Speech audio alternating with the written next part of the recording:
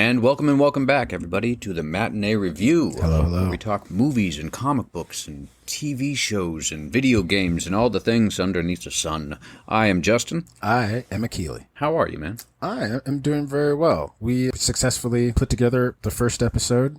I think it went really well. And here we are going into the next one. I'm feeling really good so far. Yeah, I am too. How are you, sir? How was your week? I'm good. It's a little warm here. It's not as warm as it was last week. Thank God. I'm not already sweating. That's so good. I'm good. I'm ready to talk news and see your reaction to a couple of things that I haven't sent you yet because Nice. I'm excited. It's something dropped today, and all I can say is somebody's getting fired. Uh-oh. But yeah. This is some stuff. Is Some wild stuff. Is it Steven Dorff? No. He has to get hired in order to get fired. Burn. Ouch. Sorry. It's okay. You can burn. Sorry, not sorry. You can burn Deacon Frost. It's fine. You can take it. What is this? We're already going to make a celebrity enemy. Just like right out the gate. Whatever, man. Whatever. Because Deacon Frost is going to be like, I'm going to listen to the Matinee Review. Great. Cool story, bro. Like, whatever, Right. Steven Dorff.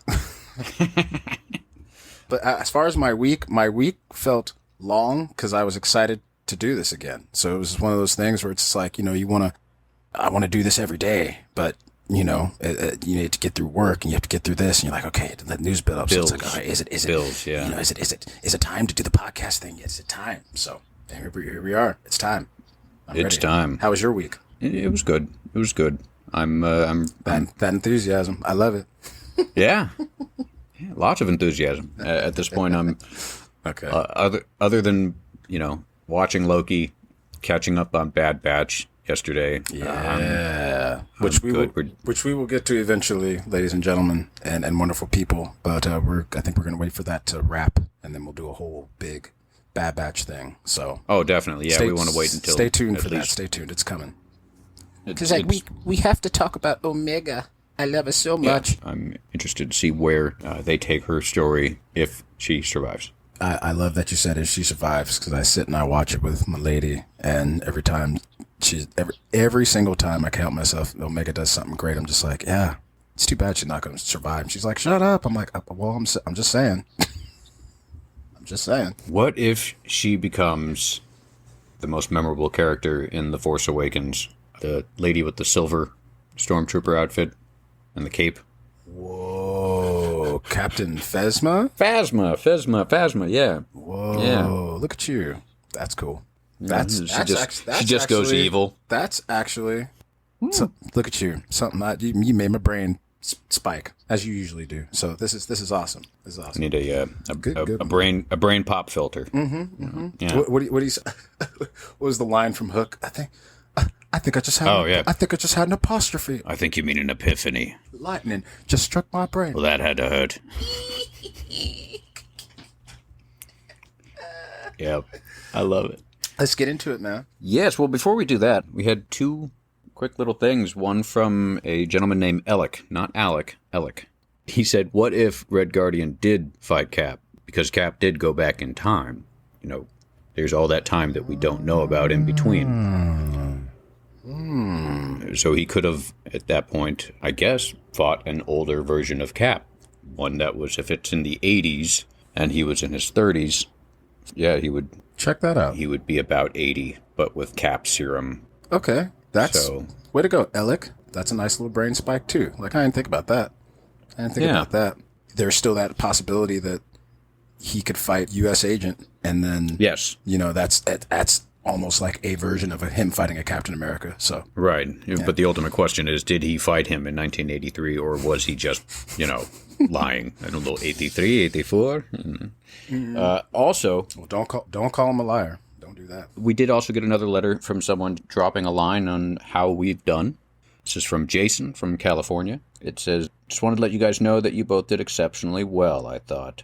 You both have great voices for a podcast. You both seemed comfortable, natural, professional. I thought your chemistry was good. Very well done. Looking forward to more. Well, so, thank you. Jason from California. Hey. Fellow Californian. We will try not to just drop the ball on this one. No disappointing. Cool. Love it. Well, thank you to Alec and Jason from California. We appreciate you listening. We will keep this train rolling, and hopefully we can pick up some more fans along the way. Yes, and indeed yes. Awesome. Let's get into the news, my friend. The news. Let's get into the news. Yes. So, breaking story. news story. Fresh off the wire. Have you heard?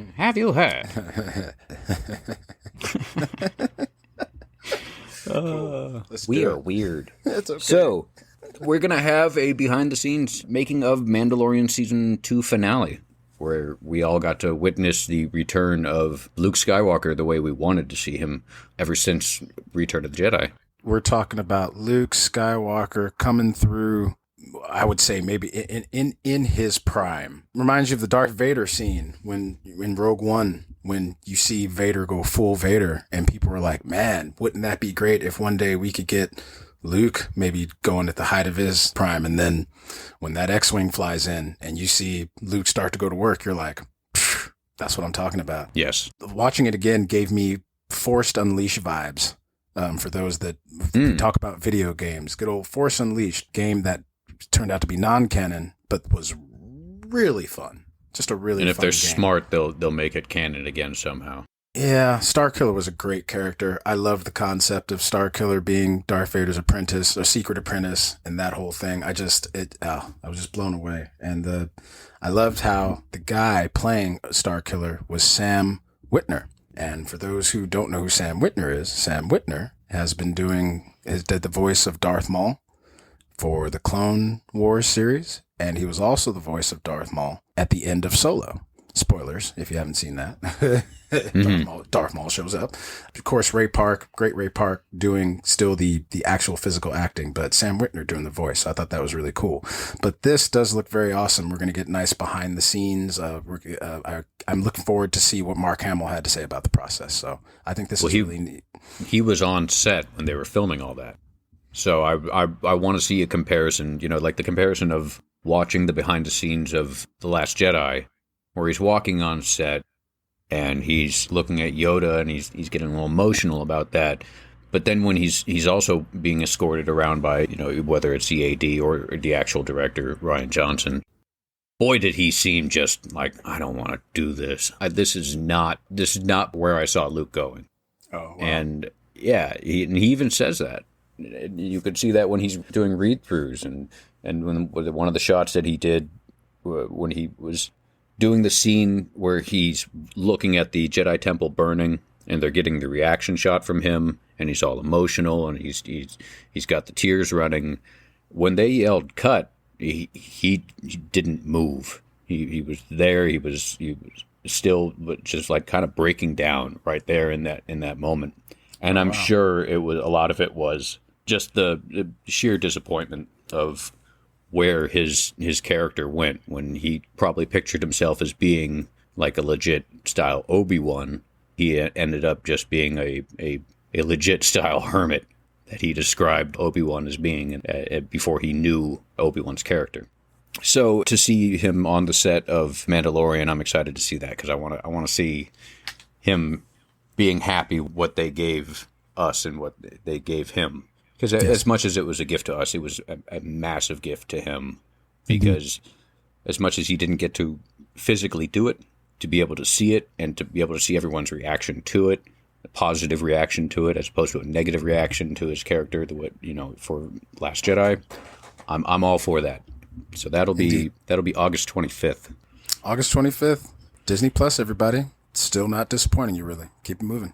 That's right. Next story, we got Indiana Jones has a new cast member. I want a job. Antonio Banderas, everyone, is joining the cast of Indiana Jones 5. This is going to be love so Antonio cool. Banderas. I love Antonio Banderas from Puss in Boots to Zorro to just you name it, just a bunch of stuff. I mean, just a bunch of Expendables. I mean, we can go on and on about Antonio Banderas. Desperado, Desperado. Yeah, I mean, what are we doing? I mean, we don't really have to mention Once Upon a Time in Mexico, but whatever. I mean, it's a movie. Yeah, that's about as good as reviews we can give that.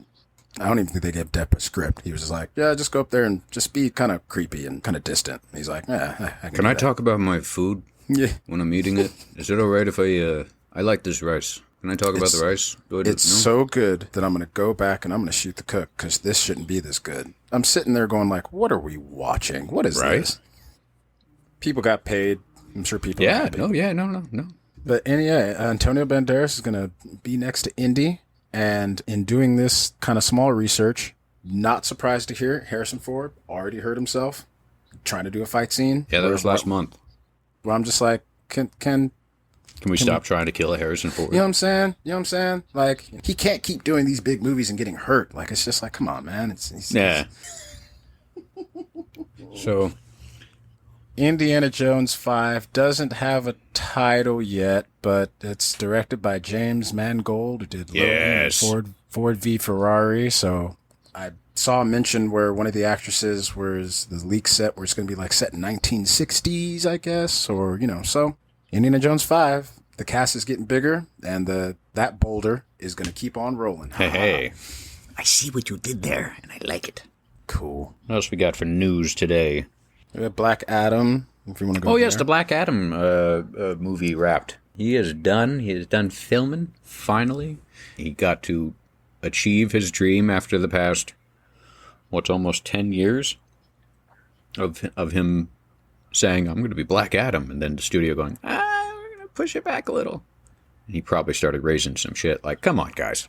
Let's move it or lose it. I don't know. I don't know Dwayne "The Rock" Johnson, but he seems to have this air around him where he's just like, hey, good things are great things. You can't rush greatness. You know what I'm saying? So it's like, that if the timing lines up, if everything's going, he's not hurting. He has a whole bunch of other projects that he's doing, but I watched the video of the wrap-up that he put out, and it did feel, I liked where he's just like, this is a career-defining moment for me. And it doesn't happen without teamwork, and all of you have become family over the few years. So it just seems like it's a thing where, like you said, you can't rush greatness. And he looks like he's going to do an excellent job. I mean, it's Dwayne "The Rock" Johnson. He hasn't really disappointed me yet. And I'm going back to way back in WWF Attitude Wrestling days when he was just raising the eyebrow and beating up jabronis, and you can smell what he's cooking. Dwayne "The Rock" Johnson's been one of my guys. So to see him transition into now he's going to be Black Adam, we're going to get Dwayne Johnson. I've always seen him as something like a superhero or just a bigger than life comic book character anyway. And now we're going to get to see finally, The Rock will be Black Adam. So it's going to be awesome. They've only released a bit of a tease to his outfit. I can't wait to see the full outfit because that dude's freaking yoked figure in a Black Adam outfit.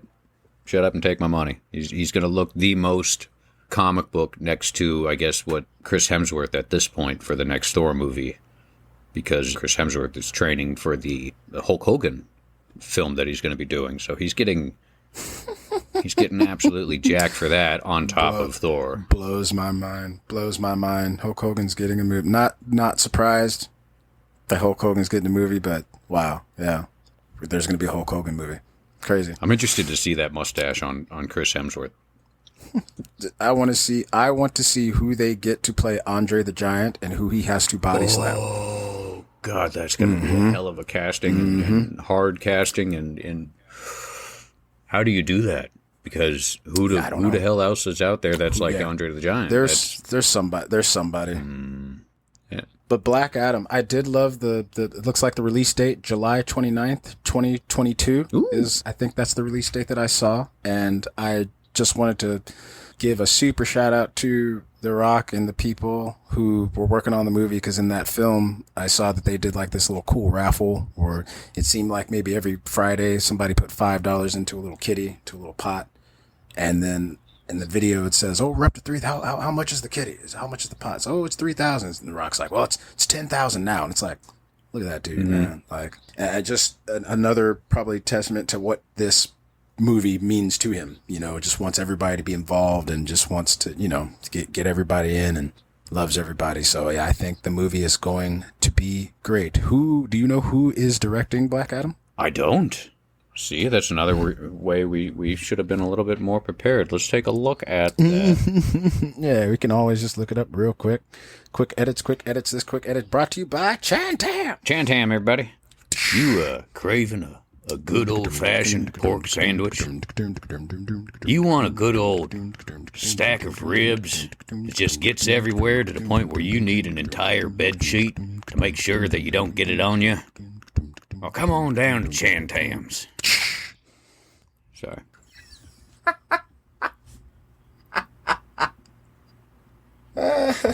Let's see. Black. What did you call me? See, now we're getting racist. Adam Director. I can spell words. I can't read that name.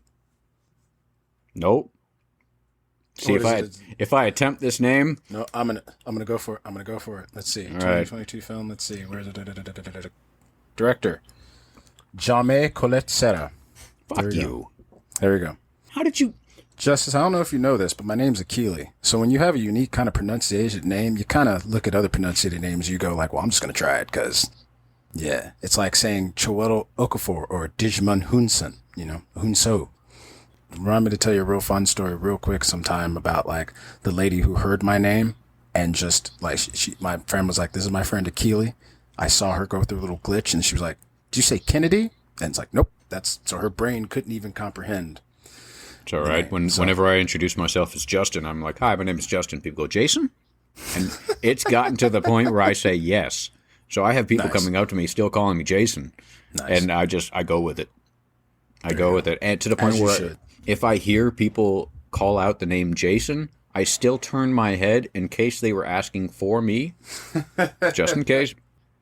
Yeah, I don't even. I used to correct people when they're like Achilles. I don't even correct them now. One day they'll figure it out. It's my name's whatever you want it to be. You let me call you Achilles this whole time? Like, well, yeah, that's cool too. You know, because when you yelled across the way, it's like I'm in Troy. Achilles, it's awesome. So let's go on ahead right into speaking of first looks and little teases. A Batman '89 comic. Yes. Forefront, my friend.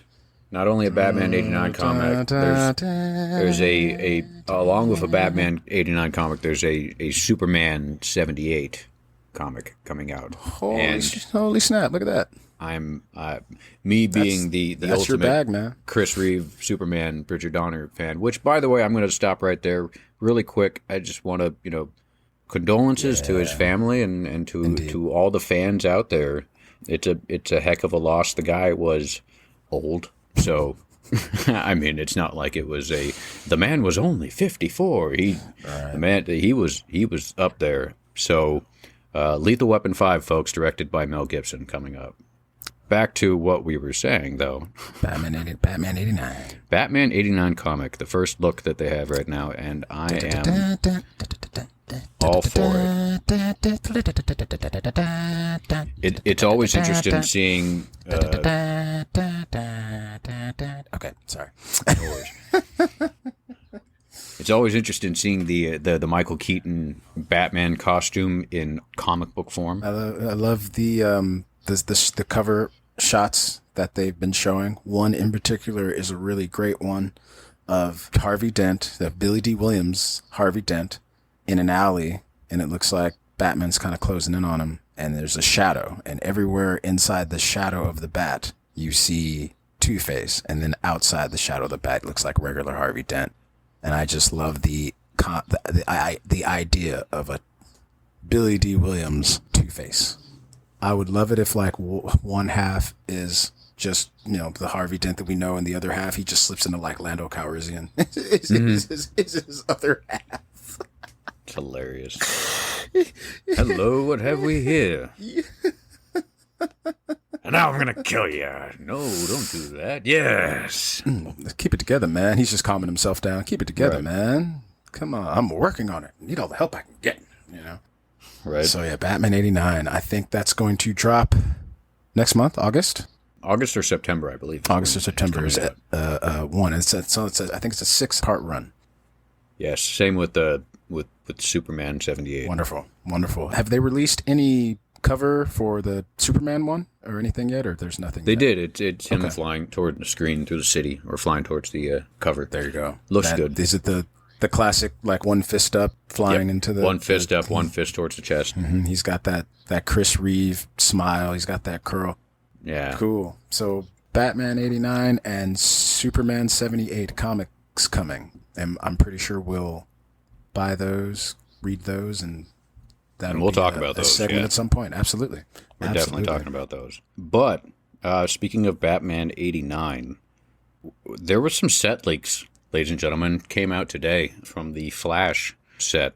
And I'm excited. I'm really excited. Now this is something that you have not shown. This is one of the surprises that you kept for me. So, I just sent you the photos. All right. So let's go on ahead. I was able to find these photos after they even got taken down. The Batmobile, motherfucker! It's back! Oh, shit! The Anton First Batmobile, the best.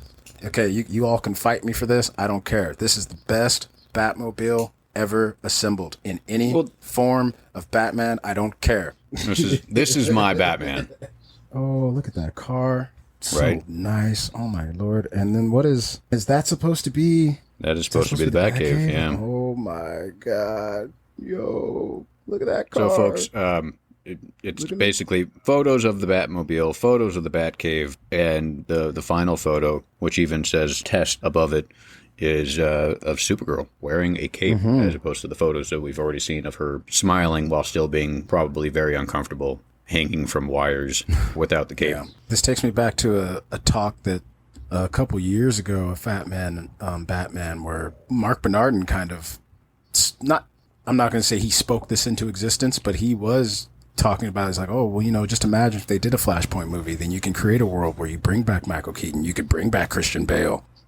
When they were talking about it, I do believe it was before Adam West died. So they were like, you could even have 66 Batman possibly just pop up as super old man Batman. I'm like, oh, look at that, So here we are in a time where, this is a great time to be a nerd. It's a great time to be a comic book fan. It's a great time to be a superhero fan, because now all those things that we talked about when we were kids, like, oh, what if one day, they're going to make this into this, and they're going to have this person's going to be in it. And then, and now here we are, talking about Flashpoint. Michael Keaton's coming back, man. Oh, I'm so excited. Take my money. All of it. Take my money. Well, not all of it. I need some of it. But take enough money so I can see the movie at least twice. Yeah, leave me enough for $1 menu. I might want a little cheeseburger or something. So, cool, man. Yes, so sir. Is that the news, or did you have another surprise for me? Because that was I don't have any other surprises. I'll admit, Jay, that was a good one. Thank you. That was a good one. You got me. I might even make a new profile picture with the Batmobile. Hey, that's the best. That'll get taken down, but go ahead. I'm going to say this again. We can talk about this all day. That is the best Batmobile that's ever been conceived. Fuck all these tanks and shit he's driving now. Like, he's got the Rumbler, the Tumbler. Give me the one that he can split the sides off and turn into a bullet and go through the smallest alleys possible in Gotham. Mm. You know what I mean? Love that car. Love it. Man. Love it. Man. So, shall we get into the meat and potatoes of our episode this week? Loki. Which has to do with probably one of my, if I'm talking about the whole MCU, probably in my top 3 best actors in the MCU right now. Brother Tom Hiddleston knocking out Loki left, son, getting his own show. And it was the show that when they announced everything coming up, I said, this is the one that's going to get me. Right. It's going to be my favorite. And so far, yep. Yeah. It's my favorite. I remember I remember sitting really in the theater when I was watching Endgame, and the moment he grabbed the Tesseract and just poofs away in that cloud, I went, oh, there's your show. Here we go. And sure as shit, there it was. And hey, everybody, just because I going to the movies with Justin, if I've learned anything about going to the movies with Justin, I have a much higher appreciation. Look, just I understand things happen. The real world, life doesn't stop. But just dim your phone, put it on vibrate. Like you're here to watch a movie. Like Yeah. They say silence your cell phone. Just turn it the fuck off and put it in there for a little bit. Like or if you absolutely have to get that call, just step outside real quick. Because that brightness, like we're going to hear you. We're going to hear you. We're going to see you. And if you're with somebody like Justin, he's gonna let you know that, hey. Shut up. So, yeah, get to phone. Phone. That guy was so shocked that somebody just walked up behind him and said, "Hey, excuse me, can you turn your damn phone off?" And he was just like, "Oh," and he left. He did seem very just like, oh. It's like, well, come on, bro. What are we talking about? Yeah. When your phone is brighter than the screen in front of you, there's a problem. Facts. Yep. Yes. So let's do it. Loki. We're gonna kind of go through episode by episode. I mean, we're not gonna break it down like minute by minute, but we're just gonna take some key moments in each episode and just kind of just talk about the show. Before we go into any type of spoilers, let's kind of just give a brief rundown of the show itself without giving away any key details and elements of the story. Sure. So basically, we have continuing from what we saw in Endgame. Picks up right when he picks it up and bamps out. They even show you that. They even show you a quick little edited version of that and give you a bit of a catch up and bamps into a whole world of shit that he was not expecting. He goes on a massive roller coaster ride of new information, and he meets new people along the way. Mm-hmm. And we find out new things about his character throughout this whole thing. And we find out new things about just about everything. So I think that's about as non-spoilers as we can get. I mean, I'm even putting in the description below that we're not going to be having much in the ways of non-spoilers. It's kind of hard to talk about this entire show and not spoil anything about it. So much to unpack. This is great. Let's do so, it, man. Overall, did you enjoy the show? Not really, no. No? Okay. Well, then let's just go ahead and skip to the end. Loki was so good. Loki was my favorite of the show so far, as I knew it would be. And Mine too. In fact, it's one of my favorite just entities in the Marvel Cinematic Universe right now. Yeah. I wanted it to just... I wanted this to be a movie. Loki could have had his own movie, and they could have expanded on this and would have been just as good. But to break it down into a 6-part little show was also just as good. So right. I super enjoyed it. How about you? It's definitely my number one when it comes to the 3 shows that have been released so far. I was, fighting over between which would be second when it comes to Falcon and WandaVision. And Falcon came in second for me, and WandaVision third. And I'll admit, Falcon Winter Soldier was always going to be second just because I'm biased because of how it plays out, of course. But right. So, I was always going to be second. So. Yeah. So, that one definitely came in second for me. But this one was so fun. I've had so many people tell me that it's basically just the Marvel's Doctor Who. And I don't watch Doctor Who, which, again, we probably lost a lot of people. But I'll save everyone. I'll save it. Everybody, wait, before you turn off.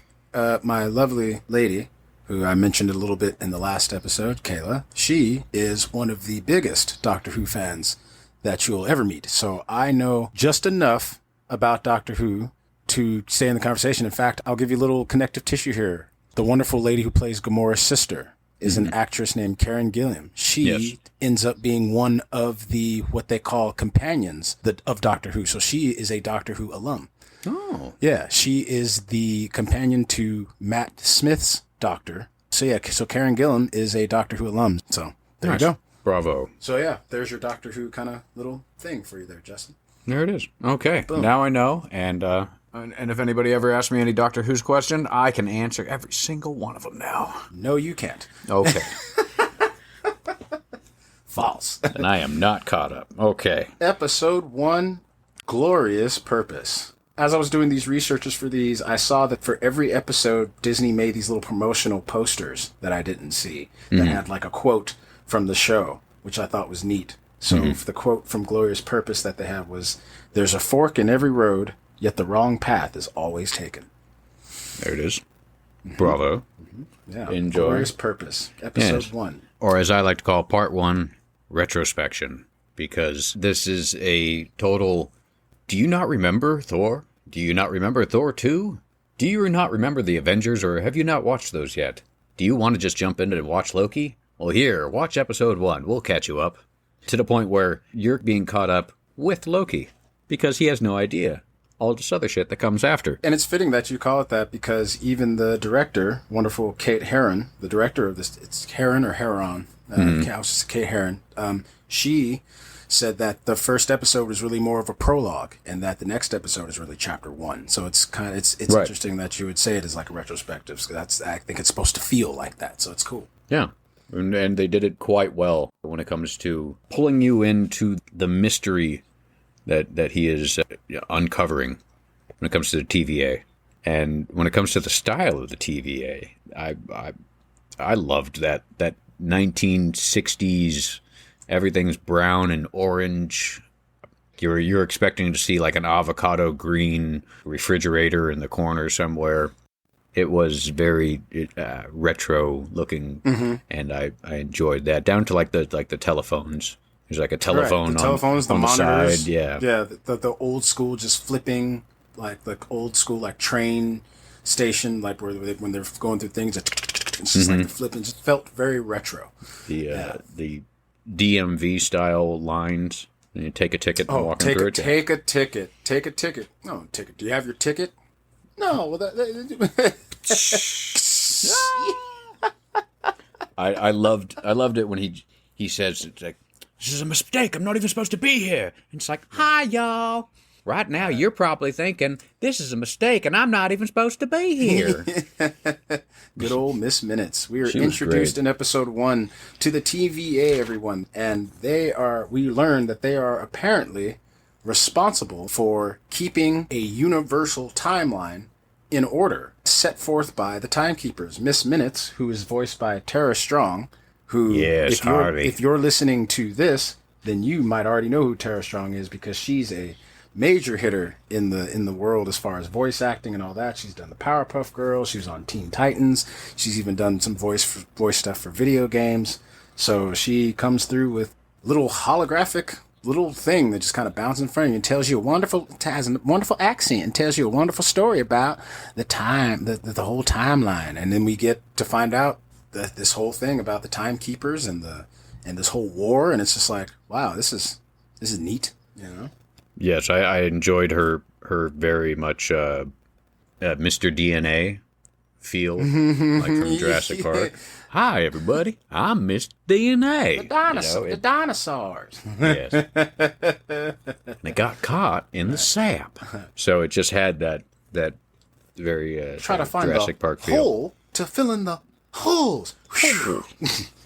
Yeah. And we can actually make a living dinosaur. Yeah, you know what? I Yep. did not even piece that kind of thing together. I was like, yeah, that is Mr. DNA vibes. Good. Put another mark on the board for you, man. Another gold star for you, Justin. Thank you. That's cool. Yay. We're introduced to characters. Already talked about Miss Minutes. We are introduced to Mobius, M. Mobius, played by the wonderful and funny Owen Wilson. It would take me a long time to run down his film credits. I feel like you should know who Owen Wilson is. Mr. Wow himself. Wow. Zoolander, Wedding Crashers, Life Aquatic, just to name a couple. And then we meet Judge Rovana Renslayer, who's played by, and here's another fun one, Gugu Mbathi Ra. That is the young lady's wonderful name. So I'm glad you took that one. another fun one, great one. We're introduced to Hunter B-15, played by the lovely Wunmi Musaku. So there we go. Okay. I was like, man, if we're gonna do anything, we're gonna try to nail these names, because we failed last episode. It's like we're gonna nail these names and these people, because Right. and we don't have Like I said, episode 2 better than episode 1. right. And so basically, it's just a quick kind of thing for episode 1. We find out that Loki has been a bad boy, and he has stepped out of his timeline, and he has been caught and is going to get pruned. He's a variant of a Loki, And we've come to find out that there's a variant that has been attacking members of the TVA and killing them, and he needs to be stopped. And Mobius feels like this Loki can help. Yes, and he gives him the opportunity to do so. Indeed. And which, at that point, we get a quick little look at a cloaked figure in 1858, I believe is where it was. Mm-hmm. And when they scanned the object from the 31st century, I went, aha, okay, here we go. Mm-hmm. Because those who read comic books and know about 31st century know that a certain someone comes from said 31st century, which we'll also touch on. Oh, it's good. We're getting there. We're getting there. That's right. Mm-hmm. That's right. Some cool things I just wanted to point out in the episode. Just I go to my notes. I just have TVA. Just the whole idea of the TVA and this whole war I thought was really neat. I have DB Cooper. Because that's a very cool thing where it turns out Loki was the urban myth DB Cooper. Right. I thought that was really neat. I thought that was a really cool shot. You get to see Hiddleston, in Loki, but being, in a suit and just kind of doing his thing. And I have a bomb, just being kind of adorable and whatnot. At that point, Loki had been introduced to his upcoming future. Realizing after, with the DB Cooper thing, he said, like, yeah, and that's not it. This is also what would happen had we not caught you. And had you not gone through that portal, you would have been arrested and caged in Asgard. And I like, and he's just like, I don't believe it. No. No. Pushes play. No. There you go.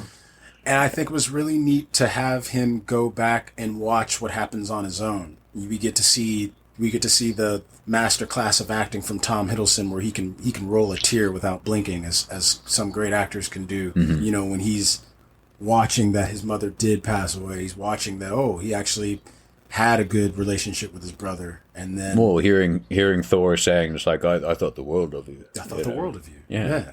And that right there just gave him that bit of that crying smile, the tear drops, and he's able to give that little bit of that giggle. And then that giggle then goes into, oh shit, when he watches what happens. Real. Mm-hmm. And I love that they stayed on his face when you hear the snap, because you don't cut away from someone like Tom Hiddleston when it comes to that type of acting. Right. You stay on him, and if you've already seen him get his neck snap, and everybody else has already seen it, don't need to see it again. It's okay. Go watch Infinity War again if you really need to see it. Yeah, and it's not the point of that scene. The point of that scene is him realizing that I've just watched the end of my life. Mm-hmm. And then, big point of the whole show, come to the end, Mobius kind of turns to him and is like, yeah, so you're going to help us out? Because we could really use your help. It's like, well, why me? It was like, well, because the variant that we're hunting is you. It's you. Yep. What? Mind blown. And credits roll. Yeah, super. So that Glorious Purpose, episode 1 is off and running, and I'm invested. I'm invested from the gate. Just out the gate, just right, showing that where they picked up right when he bamps through. And I just love he drops in, sees these people, and just goes right into Loki mode. He's like, hear me. He just goes right into, like, I want to rule mode. Like, just looks around and just, And I love the Iron Man vibes you give. Just that whole, like, waking up, you fell and waking up in the desert and just like, okay.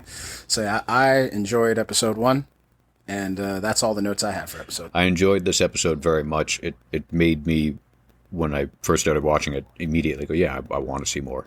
Next episode, please. Me too. Yeah, the credits rolled up, and I was just like, no, damn it. Which is another thing that I want to mention is I like the fact that I'm excited for a certain day of the week again.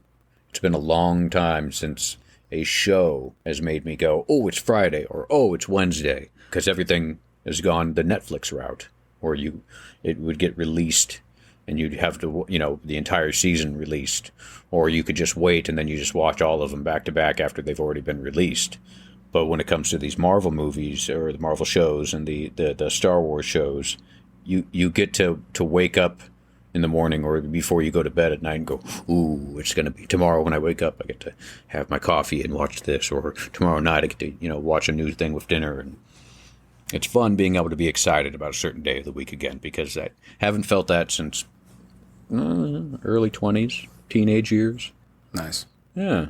More so to that point, it's a show that, like, and especially with my working schedule now, it's a show that, like, as soon as midnight hits, I want to watch it. Like, I don't want to wait till the next day. Like, it's like, what time is it? Midnight? Loki's on. Put it on. You know. Right. So that's it's been a long time since that happened, because I didn't do that for WandaVision or Falcon Winter Soldier. I was just like, I'll catch it the next day and this, that, and the third. But Loki, it's like, is it midnight? Put it on. When I was editing the last episode, I looked down and it said 11:57 on my computer, and I went, "Well, fine, all right, I'm already awake." There you go. That's what's up. Nope. It takes us into episode 2, The Variant. Or as I like to say, part 2, Introduction. The quote for episode 2 is, "Where there are wolves' ears, wolves' teeth are near." And this one opens up to, I love the intro of this episode specifically because it is something that is very near and dear to both of our hearts. It opens up on I don't know what you're talking about. It opens up on a Renaissance fair in 1985 in Wisconsin, I believe. What's a Renaissance fair? What is a Renaissance fair? A Renaissance fair, for those that don't know, is where you can hang out and you can relive some olden days when there was queens and knights and pirates take over. We happen to work some, and in fact, it's near and dear to my heart because that is how this gentleman and myself met. Yes, we were walking through and we were both wearing the same knight's outfit, and we realized that because they were entirely made of Bud Light cans, that the two of us were on the same wavelength, and said, this guy, yeah. Yep, that's the story, and we're sticking to it. That's exactly what happened. But I mean, if you want to lie about it, you can. But I just want everybody to know exactly who we are. For sure. Yes. But 1985, turns out the Variant shows up and takes a member of the TVA. All right, she'd been killing him and attacking him up to this point. She actually takes one hostage now. And the one she takes is Hunter C-20, played by Sasha Bianca Lowe, who made her debut in a movie called American Honey a couple years ago. So she was actually also in the recent Hellboy. What was your take on episode 2?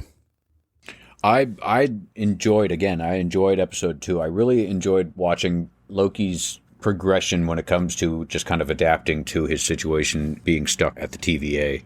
Not quite prisoner, but then again, not quite employee. So it was cool seeing him doing the research and trying to blend in. Yes, I just got back from another very important mission, and redlining, and we don't want that to happen. You know how it is.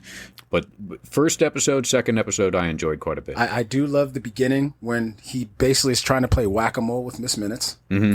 Fantastic little thing where she's, hey, stop that. And where you kind of figure out, and he even figures out that she is somewhat sentient. Correct, which will be very important later in the show, ladies and gentlemen. But this is the episode when we basically get to see Detective Loki, and he has to figure out where the Variant is hiding. And he figures out that, the Variant is hiding in apocalyptic moments because they're harder to track by the TVA because they consider them dead timelines. So in this discovery, he goes to test this theory. They go to Pompeii, where Loki, once again, even when Mobius is like, let's keep a low profile. There goes Loki. Everyone! The volcano is about to explode. You're all about to die. We know because we are from the future. We are from the future, right? I mean, it does sound like a future kind of thing.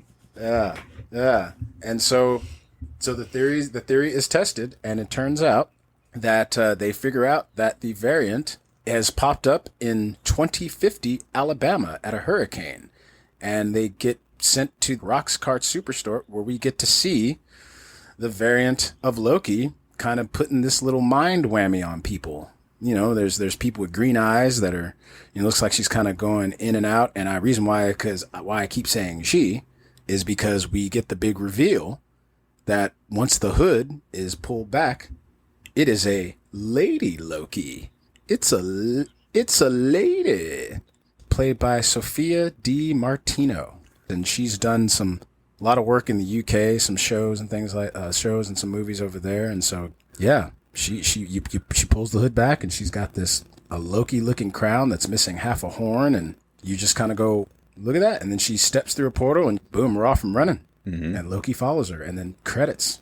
I was and still kind of am convinced that she is basically going to be the Marvel Universe version of Enchantress. Well, yeah. No. Funny that you say that. I do have a side note where basically that's where I guess some of the inspiration for her whole thing came from, is a version of like a Lady Loki that's an Enchantress. So yeah, that's kind of part what they're kind of going for. In fact, when we get into the next episode, I can further expand on that whole thing. Bitchin'. And so that's episode 2. Did you have anything else about episode 2, my friend? No.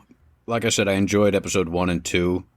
I really don't know how much detail I've even given on much of these episodes so far. I don't have much to say about episode 3 and 4. Mm-hmm. Man, I enjoyed them.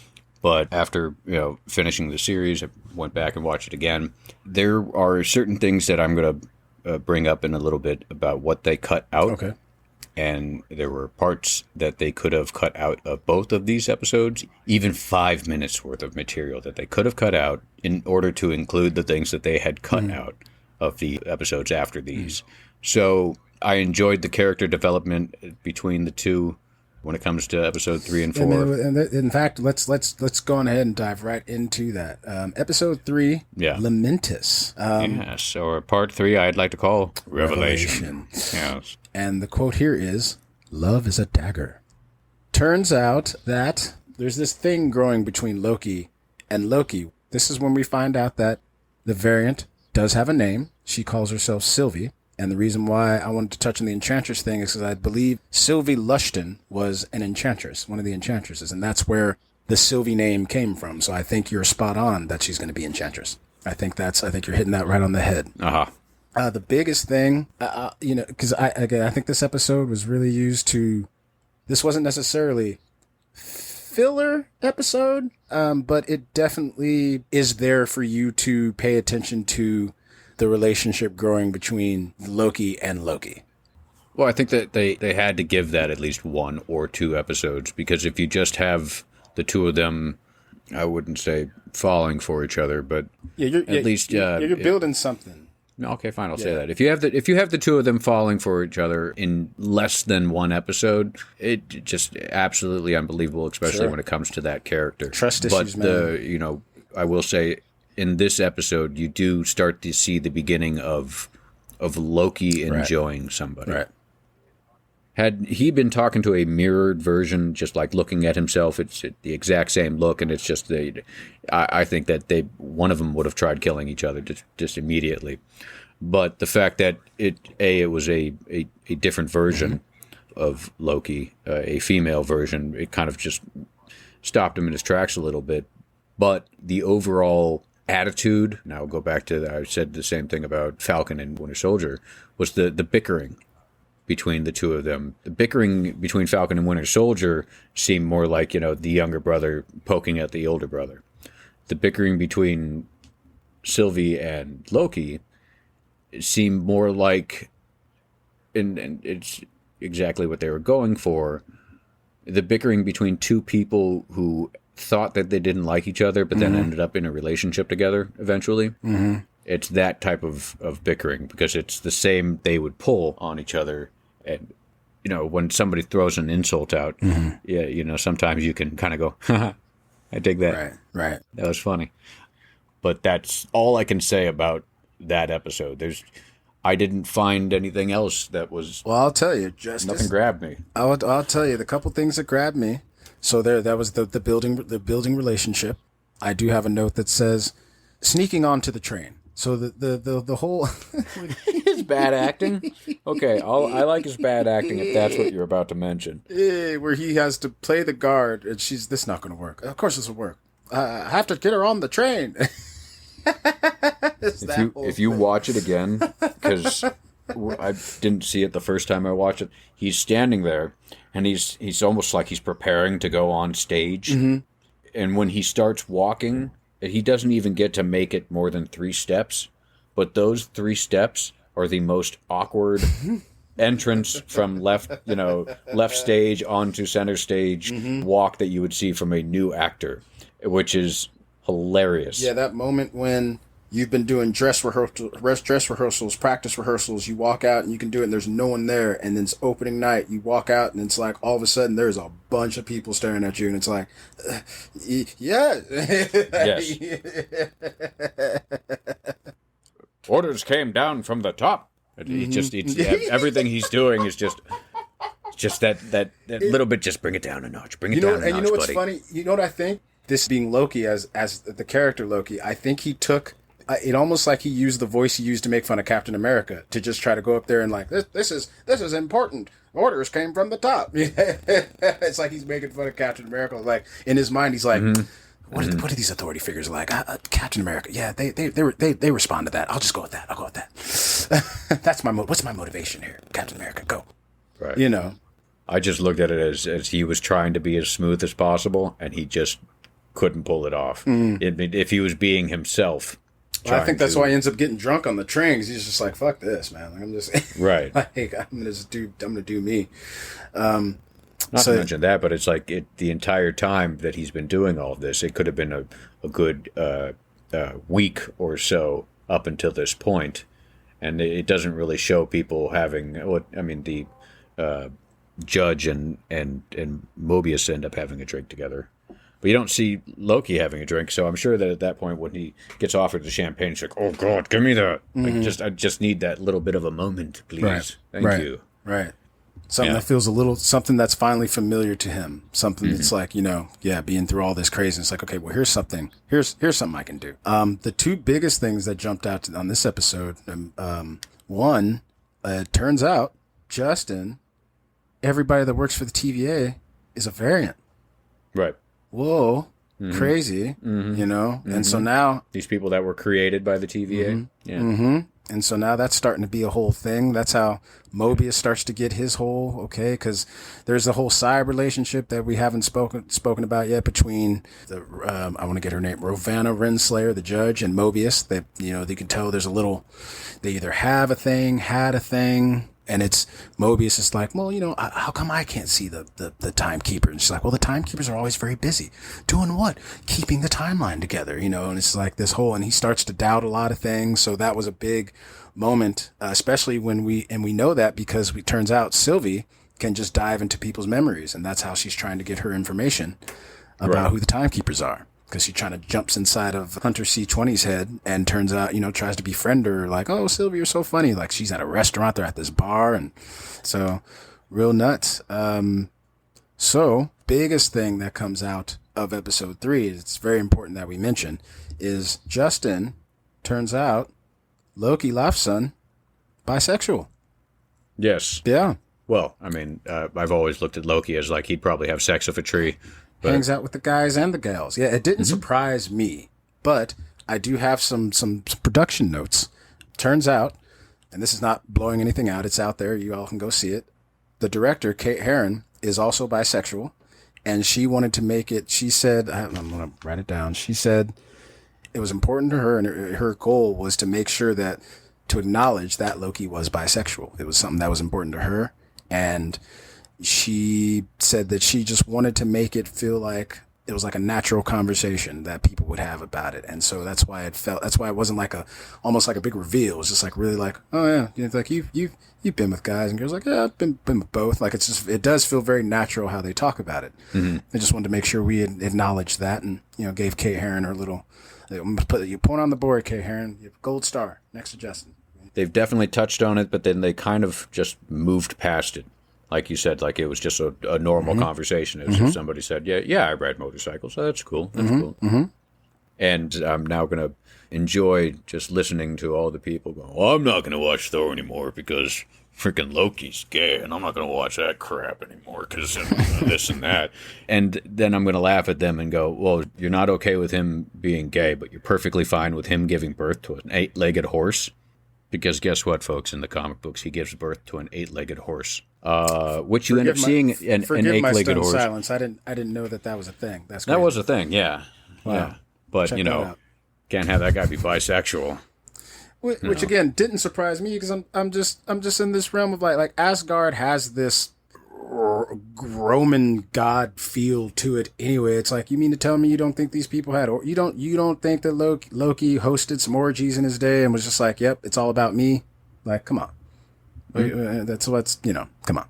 That happened. So it's like, I wasn't surprised at all. Like, I came in going like, yeah. The first openly gay character will be introduced in Eternals. Nice. Yeah. So that's going to be happening. Wonderful. Yeah. I enjoyed the ending of this episode where you have them racing for the ship so they can take the power and be able to use the transportation device. But nope. I love just that shot of them seeing it explode, but then it just goes to them just standing there, and his jaw's practically on the floor. She just turns around and goes, fuck it, I'm out of here. Well, because that whole discussion, he's like, we can just hijack the ship, and from the gate, she's like, that's not going to work. And it's just, her whole turn has this feel of like, I told you so, you dumb motherfucker, now we're stuck here, so I'm just going to start walking away. My response to that type of attitude was like, hey, at least we tried. Sure. We're gonna just what else watch. are you going to do? Right. Yeah. Right. I mean, what else are you going to do? Like, Now we can just watch. But we had to at least get to the point of we're fucked before we can say we're fucked. Correct. So Then we jump into episode 4, the Nexus event. Yes. But I call it part 4, apprehension. Apprehension. Yes. Which is, if there is a turning point to the show, I do believe it happens in episode 4 with what they call the Nexus event. Yes. The quote for this is, "Don't ruin the sacred timeline," which is very much in part with the Nexus event. Turns out, ladies and gentlemen, because these two are kind of forming this little thing for one another, the two Lokis, they've created what they call a Nexus event. And the TVA doesn't like that. In fact, that is how they get found. Because they weren't able to be found because they were in an apocalyptic world. In fact, they were in the apocalyptic episode. It's the category 1, the bad one. But because they started to do this thing, the two doors pop up, whoop, and they're able to get brought back into the TVA because they've started this whole crazy little love thing or friendship thing that you don't really know is happening here. So, yeah. Nah. Yeah. Oh, well, let's do a little bit of this. I mean, as much as I wasn't a fan of this episode, and we can breeze past it. There was some cool things when he was thrown into the time loop For sure. prison. I enjoyed that scene.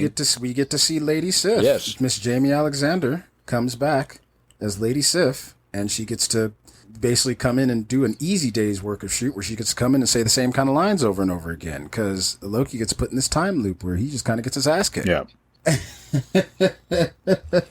And she keeps saying, you're always going to be alone or you're going to die alone or something like that. I thought it was really cool to see her come back in just this small little moment. Mm-hmm. Yeah, that was neat. I wanted to give a shout out to Jamie Alexander. Just, she's known for Kyle XY and Blind Spot, but I know Jamie Alexander from It's Always Sunny in Philadelphia, a fun little show and she was in either season 1 or season 2, and she was way, way young in like 2005.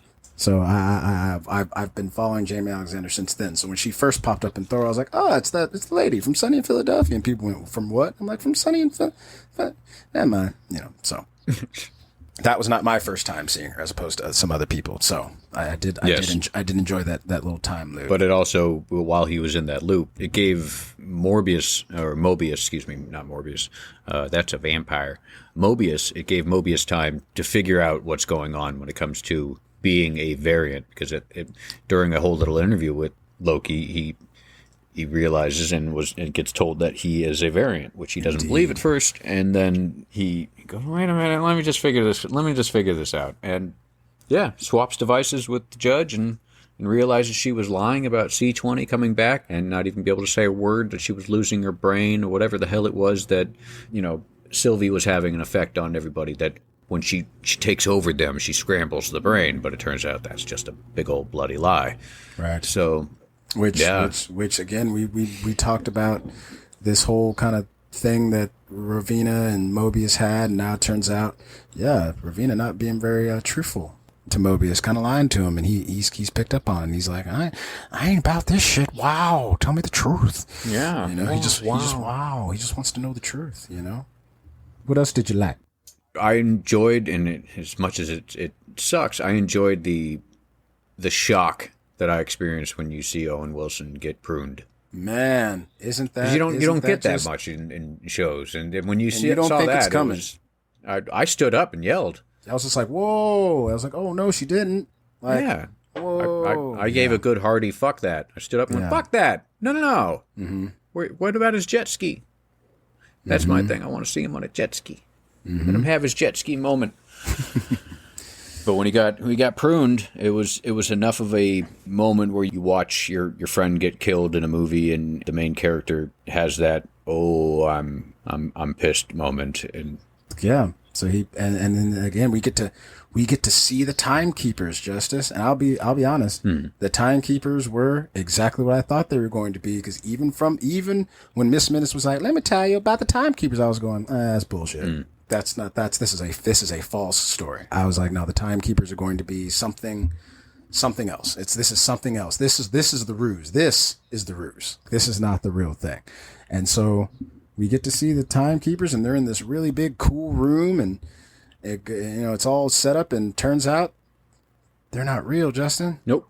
They're three big mechanical some bitches, and just in that moment, Ravina gone ahead and she prunes Loki right out the shit. At that moment, I was like, oh, so the line from Sylvie in episode 2 at the end when she said, you ready for this? It's not about you. I immediately went, okay, so this whole Loki series was a setup for Sylvie, for the new Loki that we would get. And then they surprised us with a lovely end credit scene where you get to see Loki wake up in a very devastated, what looks like New York. But we've learned that it's not. But it's very devastated gray world that has 3 Lokis that we have never seen before. At least 4 in the 4. Yes, 4 Lokis. One of them being Richard E. Grant, who is now, I will now say this, as much as I am a fan of the Loki that we have, and much of a fan is episodes 1 and 2. Episode 5 for me was my favorite episode. Let's just jump right into it. You could say that episode 5, Loki went on a journey into mystery, which is the name of the episode, and the tagline is "We're stronger than we realize." And why do we have that tagline? Because, like you said, Loki pops up and turns around. There's 4 other Lokis staring right back at him, and we find out that it is Kid Loki, Classic Loki, Boastful Loki, and my favorite, Alligator Loki. So your favorite's Alligator Loki? Come on, man, because it's the most ridiculous. It's so crazy. In fact, I have production notes about the Lokis. So first, let's go ahead and do what we didn't do last time. You already went on ahead and gave us our first actor, Mr. Richard E. Grant, as Classic Loki. You might remember him from such movies as L.A. Story and Whitnell and I. Logan, Star Wars Rise. Of course, other things Bram as Stoker's well, Dracula. Yeah. He's been around the block. He's a veteran, a great actor. The costume inspired by 1960 Jack Kirby. Yes, which he was bitching about the costume too, because he didn't have a muscle suit. So he just said that he looked like a what was it? A guy in a Kermit the Frog outfit. And as much as he wasn't in a muscle suit, still my favorite Loki. Yes, hands down. It's pretty good. We'll get more into him, but as we break down the story, absolutely. But we have Boastful Loki. I wrote in parentheses because I'm that guy. Black Loki, played by, here's another one, Diobia Opari. Ooh, that's about as, I probably messed that up, but I got the spelling right. I'm still leaving all the names to you. He turns out he was in, I'd have to go watch the movie again to find him, but he was in Pirates of the Caribbean on Stranger Tides. He plays Gunner. So I'd have to go back and watch that movie because he popped up in that. He's done some other stuff, but he's playing Boastful Loki. Okay. There is Kid Loki, played by a young man named Jack Veal. Couldn't get a lot of information on him, but this might be one of his first kind of, he's maybe done some commercials or probably little small parts, but this is probably his first big casting role, young Jack Veal. And then my favorite Loki, Alligator Loki, which in the production notes I have here from the producer and part writer, Michael Waldron, he put him in simply because he's green. Yes. And he thought it'd be funny. Alligator Loki was actually one of the first variant Lokis that he had kind of pitched out to Marvel, and they immediately said, "Yeah, do it, fine." So, yeah. So, and Richard E. Grant was quite he was quite appreciative of the fact that they didn't just use a green tennis ball; they sewed various pieces of cloth and foam and everything together to make a shape of an alligator. Yeah, they literally made like a little alligator doll that they got to hold around and carry. It was I read that note. It's pretty cool. Yeah, because why not? Why if you not? got the fucking money, Right. it's a lot easier to act against a foam stuffed animal than it is a tennis ball. Correct. Yeah. So we can dive into this. So it turns out when you get pruned, ladies and gentlemen, you end up in the void.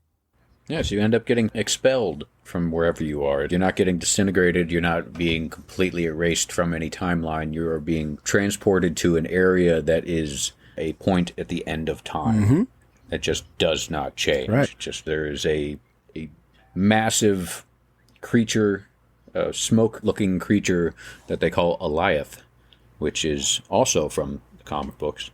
And he is basically the guy that goes around cleaning everything up. You hungry? Go eat that thing, because we don't want it here anymore. And how we get here again is, turns out, in the chamber, when Sylvie's talking to Renslayer, she turns around and prunes herself, dropping her into the void, where we turn and see the big smoke monster. But who comes along in a pizza delivery car to come save her? It's all from Mobius and Mobius, because, you don't die. Pizza on top. The pizza on top just kind of shaking around on the spring. Most ridiculous looking thing. Yeah. So Sylvie and Mobius are like, okay, we have to go find Loki. Here they are. And so, he comes along and saves her from that. But we get this great moment where Loki follows the other Lokis down to the hideout, where in the void, turns out Kid Loki is king. Well, yeah, it's like, why, wait a minute. You're the one with the horns. Why are you taking orders from him? And it's like, you might want to give him, show him a little respect. This is his kingdom. He's like, oh yeah, well, what was your Nexus event? It's like, I killed Thor. Just turns around and keeps walking. And mic drop. Now what? Yeah.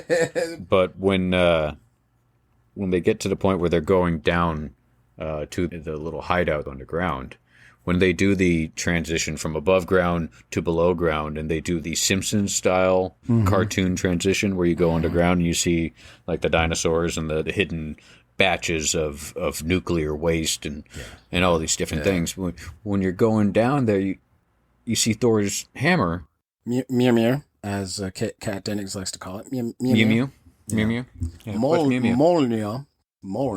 Yeah. But my favorite thing, but then almost becomes my least favorite thing. My favorite thing that they did was added in Throg. My least favorite thing is that they added in Throg for half a second, and that's it. And let me get into detail about that. Because I didn't know this was a thing. I was just like, oh, frog in a jar. That's cool. Yes, Throg, the Frog of Thunder, originally back in the day when Thor was an actual doctor who ended up having a magical staff that when he smashed it on the ground, he gained the powers of Thor, and his staff became a helmet, or his staff became his hammer, and so when there was a part where a point in the comic books where a sliver of the staff broke off, and a frog ended up picking it up and gaining the powers of Thor. Little helmet, little hammer, little cape, little everything. So when they put that in, being that frogs are my favorite amphibians, I am ecstatic to see it. But then they just transfer away, and that's it. That's all you see of it, and that's. I'm so disappointed, and I'll tell you why. Because they cut a scene out of the fucking show where Loki was getting pummeled by little Throg Thor. And we already know that the voice of Throg for that 1 second when you hear him screaming trying to get to the hammer was Chris Hemsworth. He had also done a whole lot more lines they had filmed a scene where Loki's getting his butt kicked by Throg. And supposedly it was hilarious. I have the quote from one of the writers, Eric Martin. He said, comic fans will notice the frog of thunder in that jar. We actually shot a scene for the Time Theater in episode 1 of Loki getting pummeled by Frog Thor, but it had to be cut to keep things moving. It's too bad because Tom was funny as hell. Now, again, I go back to maybe taking about 5 minutes out of one of the, episode 3 or episode 4 and adding in that scene. Because that couldn't have been more than, 30 seconds to a minute of Frog kicking a guy's ass? How can we not put that in? So, I don't know. That's funny. It just That's funny. Really disappoints me. Then even the director confirmed that there was a scene that they had filmed that they ended up cutting out of Loki taking up the mantle as king and then turning Thor into a frog. So Nice. that was their intention from the beginning, to have a scene with Throg and either his origin story that they would have created for him at that point, or watching Loki get his butt kicked. And I'm baffled. I don't understand how you can have a few minutes of them talking on a train about how they don't like having their backs to frickin' doors, or they don't sit backwards on a train, yet you can't have 30 seconds of a frog kicking a guy's ass.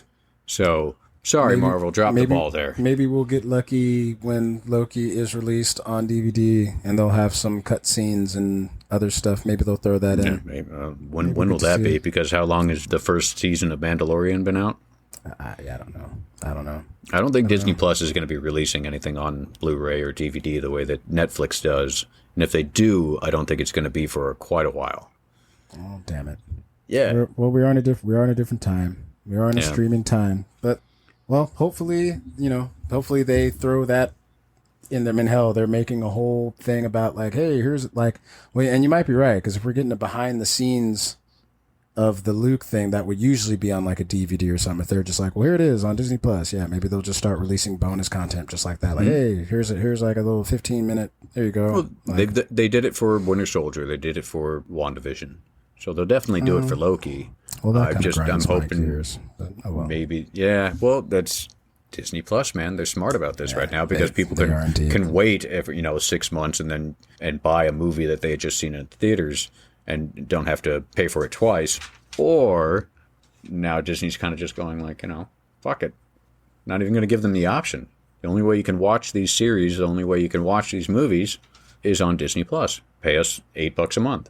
And cool, but I'm a physical media type of person. I enjoy being able to have that stuff at home. Yeah. And I'm a collector. We both Justin and I have pretty nice. I mean, his is way more impressive, but we both have little movie collections, and we like to have those things. We come from a time before the internet and the Wi-Fi.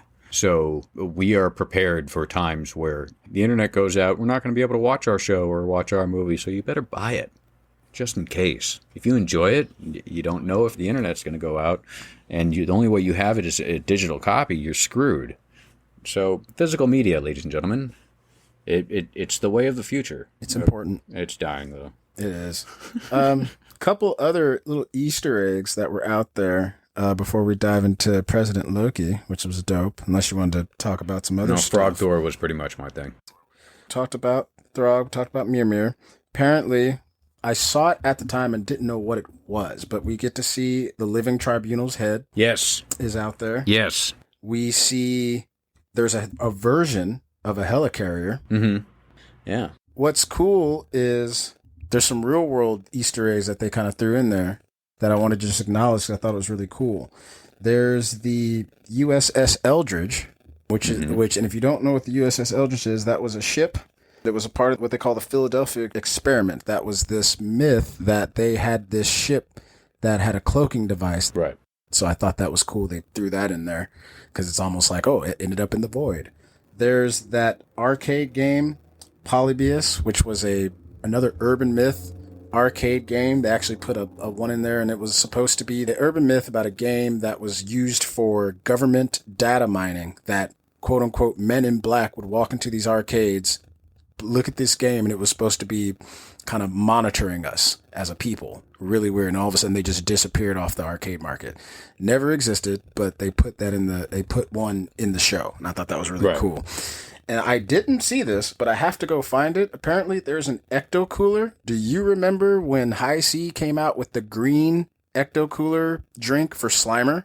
Way back in the day? Yes, I remember the kid drinking a High C. Yeah, it's the fucking ecto cooler. I had no awesome. idea. I was like, yeah, that's very cool. I want to go back and look at it just for that. So I remember laughing at the fact that everybody else is drinking wine while he's drinking a box of High C. It's like, no, I'm going to have my juice. Right. I'm going to stay. I have to be the level-headed one in this group. Right. Yeah, or just the fact that it's like he just hasn't developed a taste for it yet. That could be. Yeah.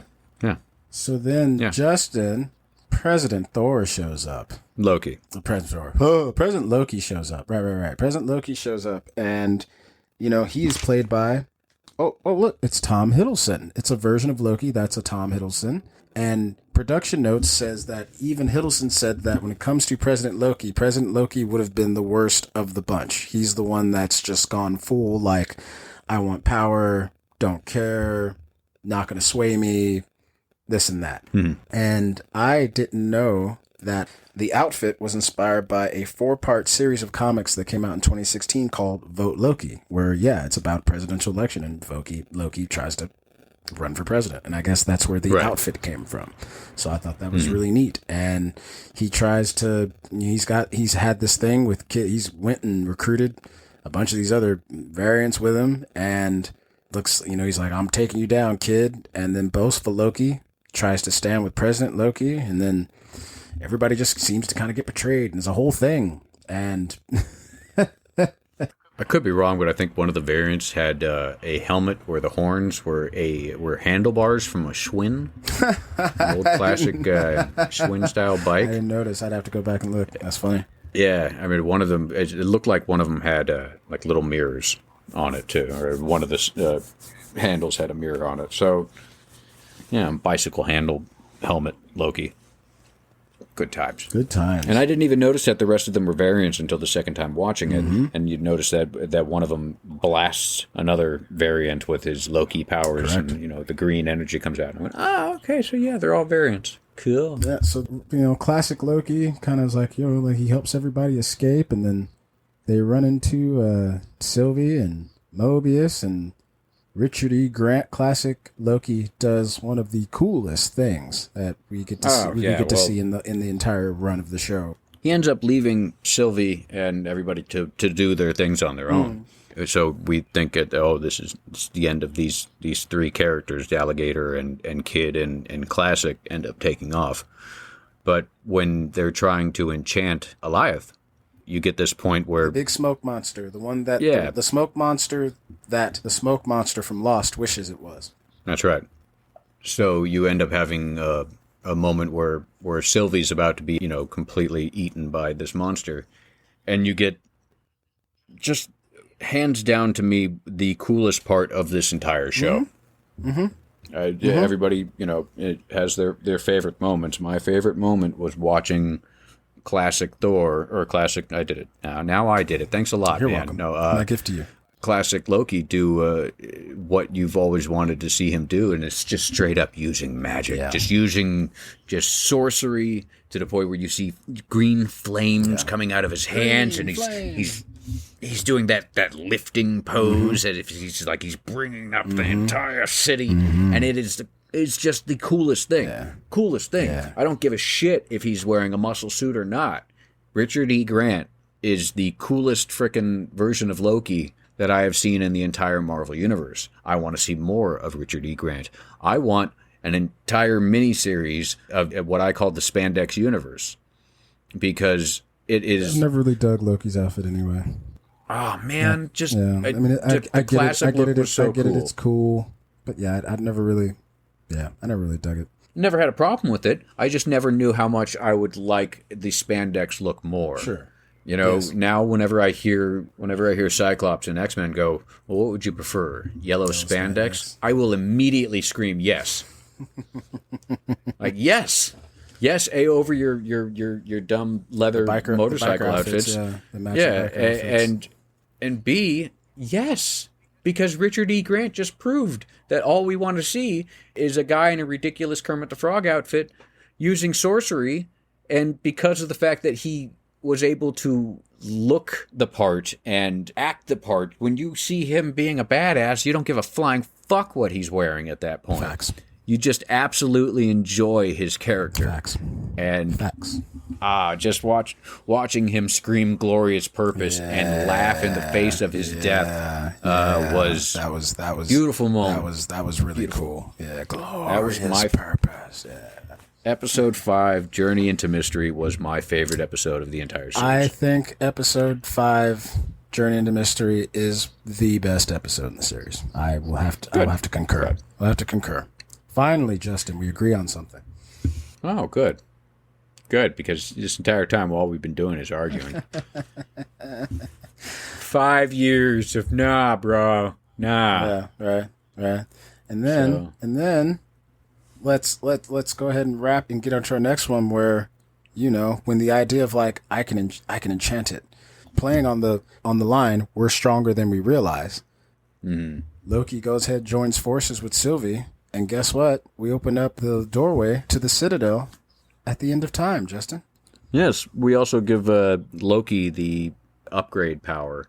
His going from level 3 to level 4 in a video game where he now has the power to use enchantment. Mm-hmm. And that right there was his step into becoming the classic Loki using the sorcery that he spoke highly about over knives, which I enjoyed that. So you're just like, you guys have your knives, and it's nothing compared to sorcery. Right. And that line also there reminded me of the ability to destroy a planet is insignificant next to the power of the Force. And it was very much so, it's like, don't be too proud of this technological terror you've constructed. And it was the same feel of Darth Vader saying, it's like, yeah, you have your Death Star, but it's nothing compared to what I can do. Right. It's like, you guys have your knives, but it's nothing compared to what I can do. Yeah. Love it. Yeah. That was really well done. Really well done. Just everything Richard E. Grant. Everything Richard E. Grant. Classic Loki Give show. me- Classic Loki Yes. show. Hashtag classic Loki and alligator sidekick. Hashtag it ain't easy being green. He's 100%. Nice. He is 100% up for that. He said that I'm ready. It's just up to Marvel and Kevin Feige. And if Kevin Feige is as smart as we all know he is, he will do something, even if it's just a 3-part little miniseries. Because when it comes to Richard E. Grant being Loki, who would you cast as his Thor? See? There's a question for you, folks, if you want to go ahead and email in. Who would you cast as Richard E. Grant's Thor? Because I'm sitting here, been trying to think about this one for a good, now almost 2 weeks, and I can't think of it yet. But the moment I do, I mean, it would be nice to see an absolutely hilarious representation of Thor and a reunion between the two, Richard E. Grant and Steve Martin. But I don't think that anyone except me and hearing you laugh right now would accept a Steve Martin Thor. Citadel at the End of the World leads us into episode 6, the finale, For All Time. Always. Which is, if you watched and pay attention, that is the tagline for the TVA. That's their whole thing. For all time, always. Which I think wraps up the whole show in general, as far as if you need a final kind of name for an episode. Yeah, for all time, always. This is what this has all kind of been for. And then the promotional little quote is, "We write our own destiny now." Aha. So yeah, we're on the asteroid. Got the Citadel. Looks like it's surrounded by a halo of a timeline. And we go on in and we meet a rather kind of different, not a different version of Miss Minutes, but a Miss Minutes who is not about your bullshit right now. No, I do want to jump back a little bit to that opening where you're hearing every single little line from every single movie that has come before. That intro, dude. When you're hearing, like, I just couldn't talk. I was just on the floor just from the jump. I was just like, as soon as I heard the music, I was just like, wait.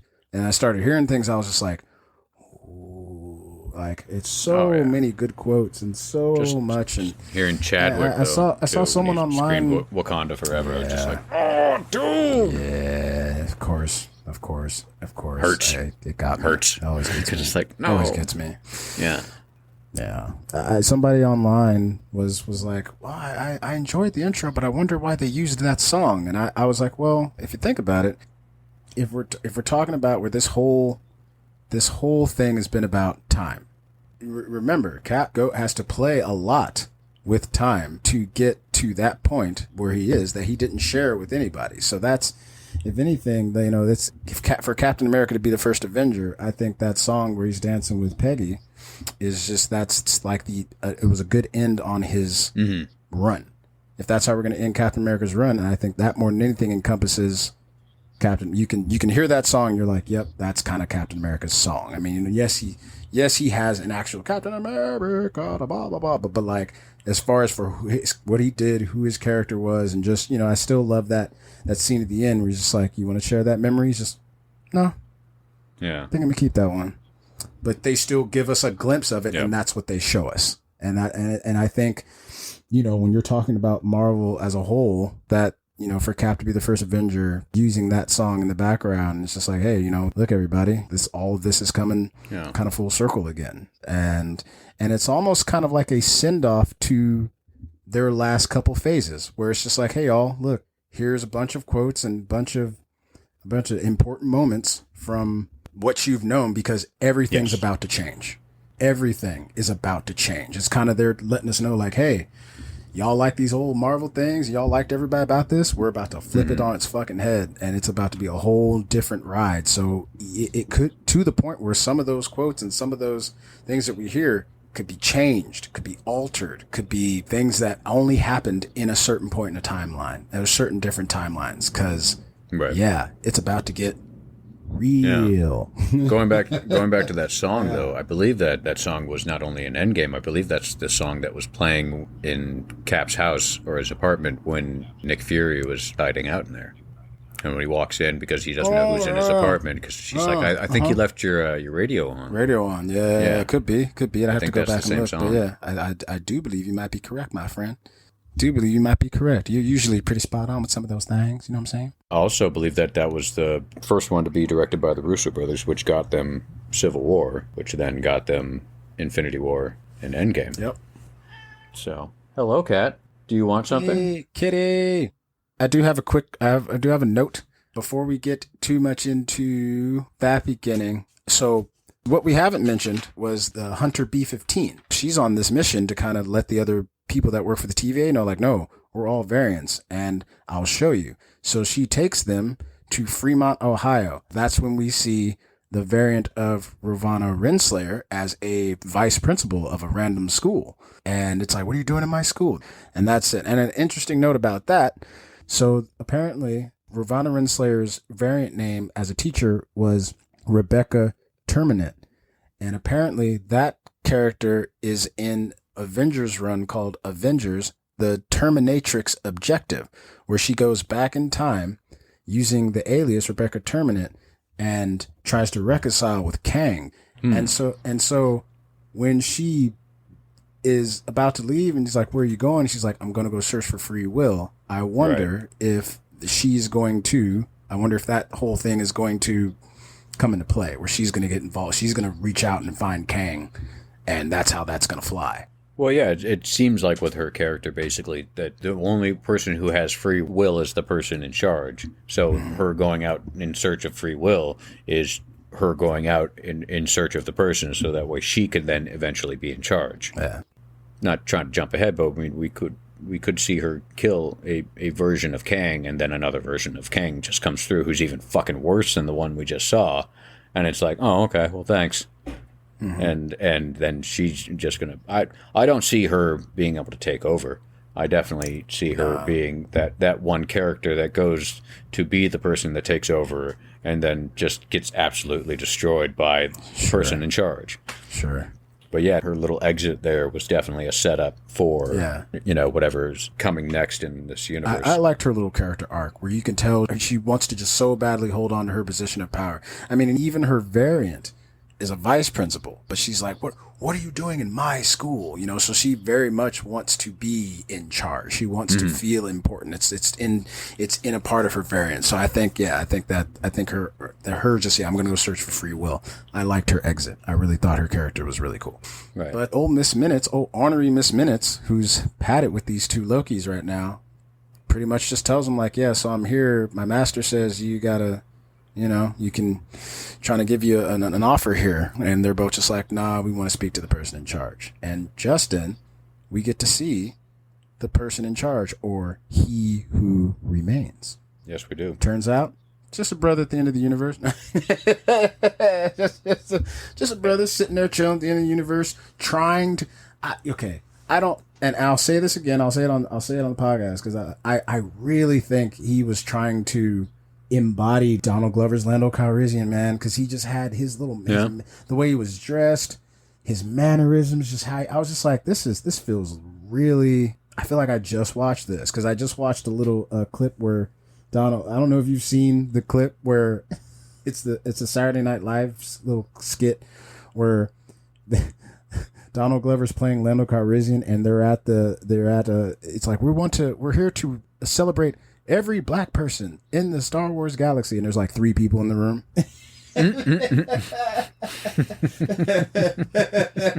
If you haven't seen it, I can't really remember the whole thing. If you haven't seen it, I have to watch it. That's fun. Yeah, so go check that out. But like, I got this vibe from him, but you know, and so we are introduced to he who remains, who's played by a young man named Jonathan Majors, who, if you don't know who he is, you will soon, because it looks like his star is rising, because I looked at his little filmography. Not only was he in a film that I need to see, a little Sundance film called The Last Black Man in San Francisco, which all looked like it had I saw that trailer. You saw? Yeah, okay. I want to see that. Yeah, so he's in that. That's come out? Yeah, it's apparently you can go see it. It's already, I think it dropped. Okay. So yeah, you probably go out there and see it somewhere, but he's also going to be in a little black Western film that's going to be on Netflix, The Harder They Fall. No. And he's filming Creed 3. Dude. So Jonathan Majors, Jonathan Majors is good. If you don't know who Jonathan Majors is, you will. And he's going to be also in something else that we'll bring up in a minute. We'll bring up at the end. Yeah. At the end, yeah. So you will definitely know who he is very, very soon. Dude, I didn't know he's going to be in Harder They Fall. He's going to be Harder They Fall. Yep. Oh, my God. I want to see that movie. It's going to be That fantastic. looks so freaking good. We will, in fact, we'll retcon, because I know that trailer's already dropped, but in one of the next podcasts, we'll talk about, when we talk about some trailers, we'll go ahead and throw that in a little shout, because, that's, if you... I'm excited for that one. Just the opening when she shoots him in the head, you know, he might have called us nincompoops. And she's like, well, we ain't no nincompoops either. You know, it's just like, yes! Oh, man. And that whole walk of Idris Elba. Yeah, we'll talk about that definitely in another app. But I mean, just that little part where they open up the safe and Idris Elba's in there. And you're just like, holy shit, dude. Like this, I already know, like, this is going to be crazy. So he's going to be in that. So the Lokis go on ahead and try to get to he who remains. And Sylvie goes right into... fuck it mode and like fuck this dude, and he's bamping away. He's like, no, you don't understand, like I already know what you're gonna do. I got it all already programmed into my device. This is like go ahead, try this, go ahead, try that. It's not gonna work. Nothing is going to work. I do have to mention that the entire place was covered in, I don't know if you know the Japanese art of fixing broken pottery and broken things of kintsugi. Oh. But it basically their whole thing is that you can make something even more beautiful and even more precious by fixing it. And what they do is they fix it with a certain type of tree sap that they fix all the cracks. They put all the pieces together, and then they cover all those cracks in gold powder. Is that what that whole thing was? Like this whole... Well, because it's the art of putting back something together that and makes it even more precious and even more valuable to one. I just love when they throw little things like that, and it's all connected. Like it's right. even jumping into what they said at the beginning of the series, where there was the time war, The multiverse wars. the multiverse wars. Thank you. They called it the multiverse wars, and how he said that it's like, I'm the one who has been here and just controlling it and making sure everything's okay. It just him being able to put everything back together after that entire giant multiverse war with just that style. Yeah. So cool. So cool. Very, very well done when it comes to design work, when it comes to the set design. Because whoever put that in, top notch or ma'am. Gold star. Gold star to whoever you are. Right next to Justin and Kate Herron. Right up there. Even on above, the board. even above that, because that was really well done. I mean, let's talk about that multiverse war. Turns out, not timekeepers, but variants of He Who Remains. Yes, he's been called the Conqueror, or He's been called the Conqueror. He had many names. He Who Remains, Conqueror. Jerk. Yeah, I forget the third one he says, but Jerk. Conqueror, right. Yeah. Jerk. Yeah. Conqueror. Very first important name drop. Just a little hint to what's coming. So yeah, it turns out he goes, so y'all got two choices, because I've brought y'all here for a reason. You can either stay, help run the TVA, because the TVA is doing exactly what it's designed to do, or you can kill me if you want. But if you kill me, there's going to be a worse version. Yeah, there's going to be a worse version of me and other worse versions of me that you're going to have to deal with. Right. So make your choice. And then, that's when we get Loki v. Loki. Right. Which I enjoyed that scene because of the fact that when he said, he could be lying, but I'm a liar and I believe him. So it's just one of those moments where it's like, no, you don't get it. He's probably telling the truth, because I lie like the best of them. So that was a lovely bit of tension. Once he's like saying, no, don't do this. This could really fuck everything up. Especially when He Who Remains is just like, this is it. I can't see what happens past this. The best monologuing that I've seen in a long time came from that episode. He is fabulous, and I can't wait to see him in other things that he's going to be doing, because just those lines of when she even said divine intervention or a god or whatever it is, and then he just stops and goes, "Amen," and then just out and goes, "No, not that at all." Actually, he was, I guess, able to take it to a level of, I wouldn't say comedy. What's the word? His whole attitude is, I've been doing this for a long time, and this is the way it is, and this is the way it's got to be. When he yells at her, grow up, Sylvie, hypocrite, murderer. So the way he delivered those lines was not only a level of fuck it, but a level of excitement, because he probably hasn't had anybody around for a while. I read that both Jonathan Majors and Richard Grant, and probably a lot of people, Richard Grant and Jonathan Majors especially, since they had to create these backstories of like, oh, I've been living this whole time in solitude. I heard that they really used the quarantine experience for the pandemic to really tap into that feeling. So I think that feeling you're talking about is not only he's talking, it's like he adds a level of humor to it, but it's also the level of a person who's, like he says, been alone and had to entertain himself for a level of madness. Very long time. Yeah. He's slipping into like, a little bit of crazy, a little bit of unhinged, because you've been in solitary. You've been talking to Miss Minutes. That's the only person you've been talking to, and you've been sitting there, and at the same time, you're pulling these strings. You're doing these. So imagine him being like, okay, not only am I pulling these strings to bring these two Lokis here, but he's probably practiced that speech. He's probably gone over these lines in his head, changed them a bunch of times. He's like, "Oh, company's coming, people are coming. What am I going to say? What am I? And just finally like having someone else to talk to. It's this whole like, yes, you're here, welcome. I am He Who Remains. Just this feeling of like, man, it's been a while since you had a conversation, huh? So. That's why you can go from like going like, no, grow up, because it's also like, fuck you. Like I'm here, I'm here doing this thing. Damn it! Like you don't know. Like it's his performance was very great. Right, and then like I love that moment where he goes, I'm a lot older than I look, and I'm tired. And when he said I'm tired, 100% believed it. He really gave off that impression that he is thousands upon thousands upon thousands of years old, that he's been doing this for eternity almost. He's done. He's done. It's also absolutely when you're just absolutely done with, especially when you're absolutely done with almost what feels like a lifelong mission, and it's come to fruition, where you're just like, well, here it is. Like I don't have to scheme this. I don't like. Yeah, we're here. This is done. I'm tired. I don't want to do this anymore. Yeah. Like, yeah. I'm good with this. So yeah, you're absolutely correct. Like he sells everything. Like you believe that this dude has been here this whole time by himself. It's trying desperately to keep all these timelines together so that different versions of him don't jack it up. And he's just like, you know what? I'm good. You want this so bad, y'all figure it out. But if you want to kill me because you feel like I've wronged you, fine. But just know I'm not the bad one. Right. There's something worse than me coming. Yeah. But then the ultimate betrayal, which they set up way early in the show, and it seems like a throwaway line where it's just like, I literally watched you stab 28 people in the back.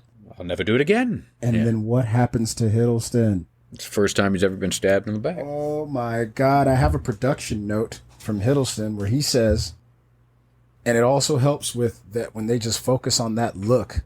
And basically, he says that what Sylvie's betrayal was, in Loki's mind, was unprecedented, and it shatters him internally. And you can see it. Loki is crushed. Yeah. Loki is crushed at the end of this episode. He's got that look like, fuck, man. Like, that just happened. So that's what that feels like. Yeah. But at the same time, my opinion is boo fucking who, because you should have seen this coming. Dude should have seen this coming, plain and simple. As much as he's been, in a completely out of his element, but he's. But don't we also say the same thing about Thor? What? That he should have, understood that he should see Loki's betrayal because he ends up doing that. He says that, like, yes, I would like to give you the benefit of the doubt, but he ends up at the end of it all, like at the end of Ragnarok, he ends up putting that thing on his back, knowing that the dude was just going to frickin' try and betray him again. And it's like, you don't change, you don't grow as a human, as a person. You are who you are. Yeah. You are who you are. So you're you, Loki. Yeah. So I should have seen that coming. Loki gets pushed through into one of the doors. A time door, and you're like, shit. And so he's sitting there, and Sylvie stabs him. The last great words that He Who Remains says to Sylvie is, I'll see you soon.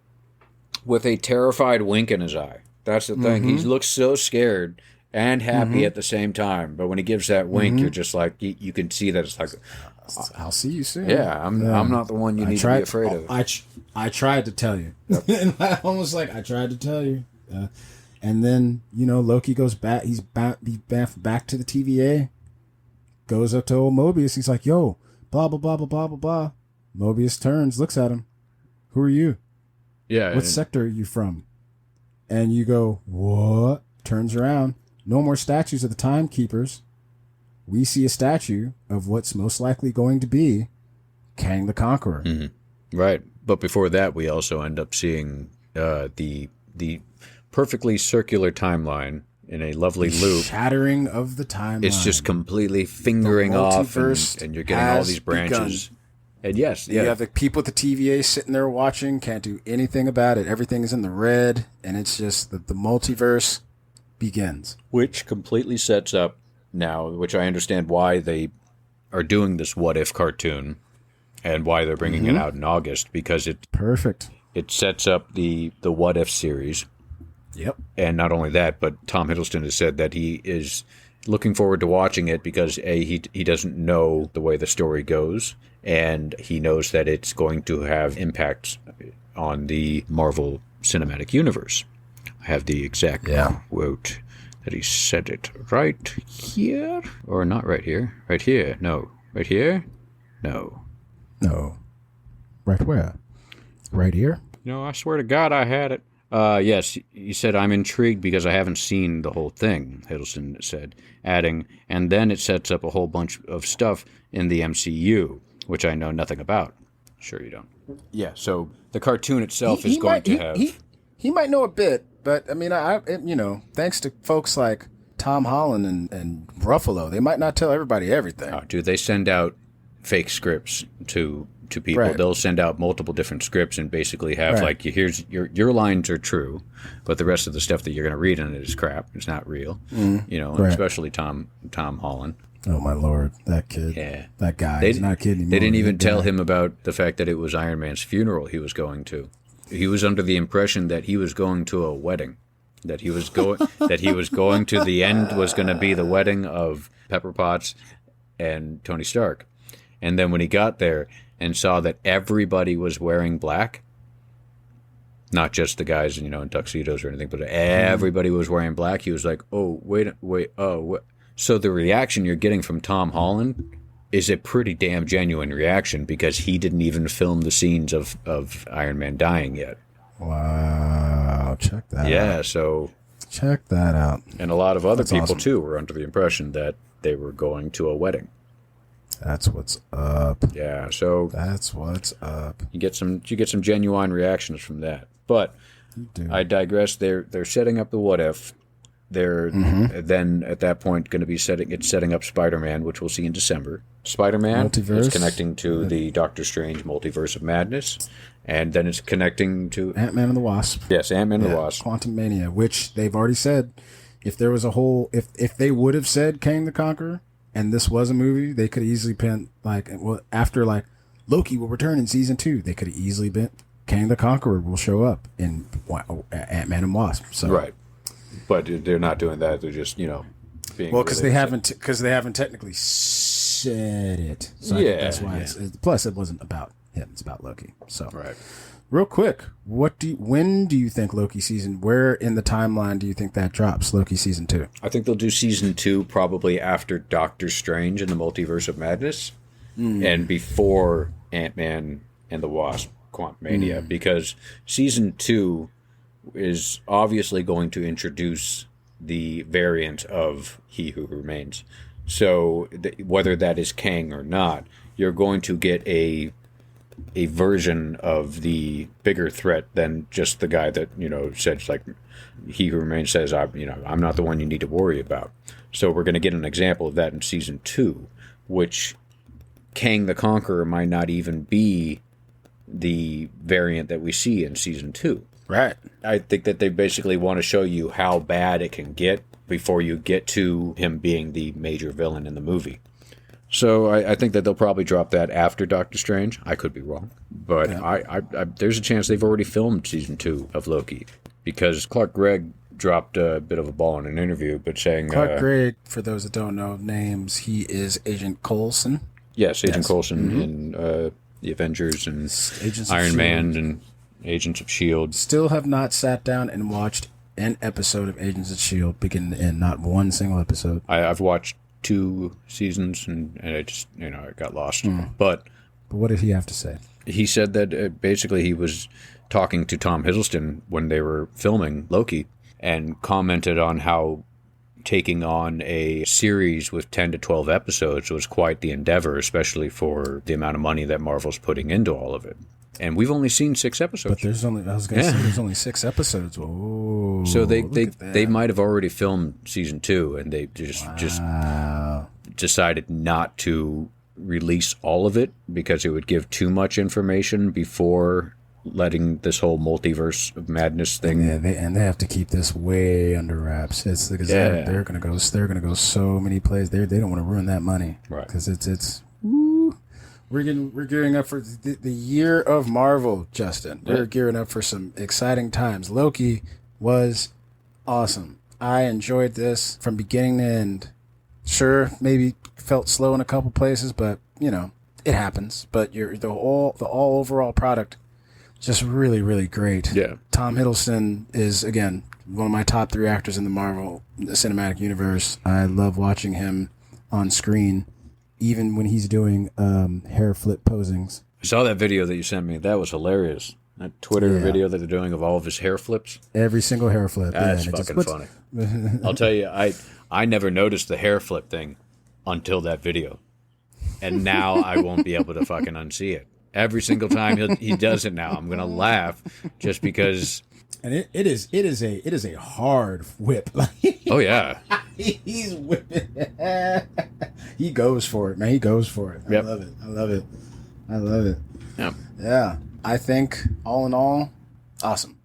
Yeah. Let's keep it going. No, I quite enjoyed it. But I will say that, sorry, Tom, but Richard E. Grant has taken the place as the best Loki of the Marvel Universe.